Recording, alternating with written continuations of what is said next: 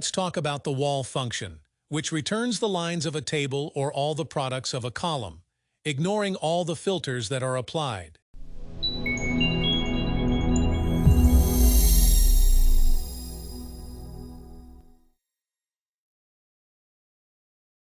Hello, I am Gabriel Venturini, a Brazilian with a degree in administration and specializing in strategic management and business innovation. With over 10 years of experience in the Office suite, Excel, Word, PowerPoint, Power BI, and VBA, we are producing videos in English. Please subscribe to the channel and leave a like. And also activate YouTube notifications so it understands that the content is relevant and delivers it to more and more people. In the detailed description of this video and also in the very first pinned comment, you can easily find our complete training sessions. Now, let's get started with the content. This function is useful to clean filters and create calculations on all the lines of a table. In other words, we have a table where we will see the product, check its total sold, and with that, check the wall function to see what percentage corresponds.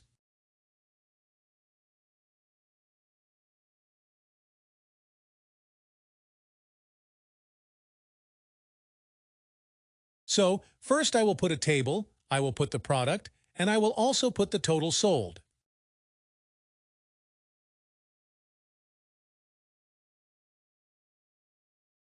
With the total sold, we add up the total of their lines.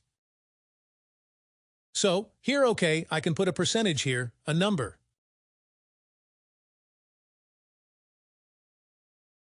So, let's go to the wall function.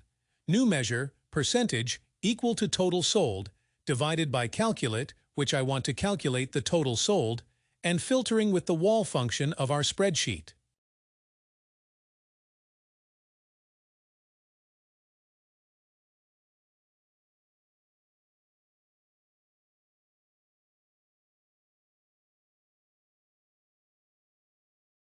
I close the parentheses, and I enter. Now I select our table and I put the created function down here.